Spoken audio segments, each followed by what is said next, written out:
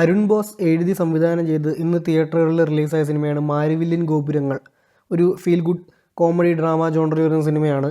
കുറേ നാൾ ഇതിങ്ങനെ ഇങ്ങനെ പെൻഡിങ് ആയിരുന്നു. അതായത് ഇങ്ങനെ പോസ്റ്റ്പോൺ ചെയ്ത് ഒരു 3 തവണ ഇതിൻ്റെ റിലീസ് പോസ്റ്റ്പോൺ ചെയ്തു.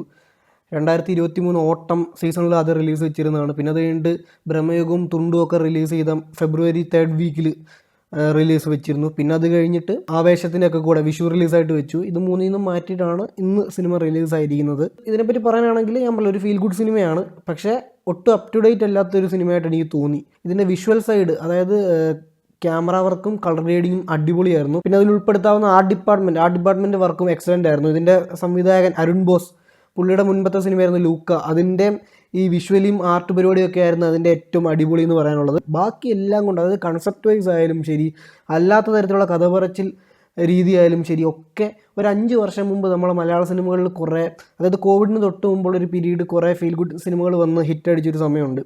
അത്തരത്തിൽ ആ കൂട്ടത്തിൽ ഇറങ്ങിയാണ്ടിരുന്ന ഒരു സിനിമയായിട്ടാണ് എനിക്ക് ഇത് തോന്നിയത്.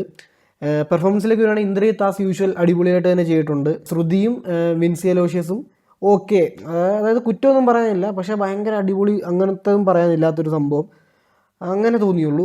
സർജാന ഖാലിദാണ് അടുത്തത്. പുള്ളി നന്നായിട്ട് ചെയ്തിട്ടില്ല. പുള്ളിയുടെ ഒരു ഏജ് വൈസും ആ ഒരു അപ്പിയറൻസ് വൈസൊക്കെ ഈ റോൾ സെറ്റാണ്, പക്ഷേ പുള്ളി പെർഫോമൻസ് ഭയങ്കര വീക്കായിട്ട് തോന്നി. ഒട്ടും ഇമ്പ്രൂവ്മെൻ്റ് ഇല്ലാത്തതായിട്ട് തോന്നി.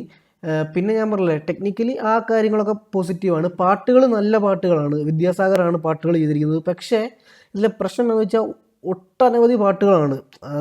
ഇത്തരത്തിലുള്ള സിനിമയ്ക്ക് ഈ 2 മണിക്കൂർ 20 മിനിറ്റാണ് ഡ്യൂറേഷൻ. ആ ഡ്യൂറേഷനെ കൂടുതലാണ്. അതിൻ്റെ കൂടെ ഒരു 10-15ഓളം പാട്ടുകളുണ്ട്. 15 ഇല്ലെങ്കിൽ ഒരു 10 പാട്ട് എന്തായാലും ഉണ്ട്.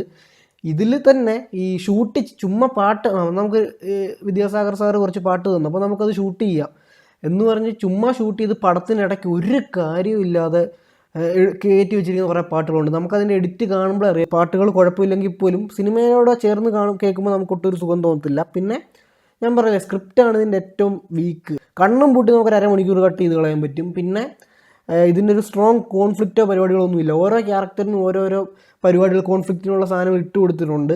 പക്ഷേ അതൊന്നും തന്നെ ഒരാളുടെ പോലും അത്ര ഇതായിട്ട് തോന്നിയില്ല. ഇപ്പോൾ ഇന്ദ്രജിത്തിൻ്റെ ഒക്കെ ഓക്കെയാണ്, പക്ഷേ നമ്മളത് ഒരുപാട് സ്ഥലത്ത് കണ്ടിട്ടുള്ളതാണ്.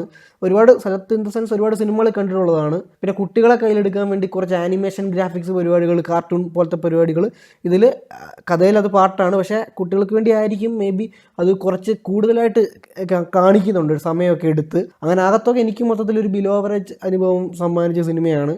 OTT ഒക്കെ വന്നു കഴിയുമ്പോൾ ഫീൽ ഗുഡ് സിനിമകൾ ഇഷ്ടപ്പെടുന്നവർക്ക് ചുമ്മാ ഒന്ന് കാണാം, അല്ലാത്തവർക്ക് OTT വന്നിട്ട് കണ്ടിട്ടും വലിയ കാര്യമുണ്ടെന്ന് തോന്നുന്നില്ല. ഈ സിനിമയ്ക്ക് എൻ്റെ റേറ്റിംഗ് 2 out of 5 ആണ്.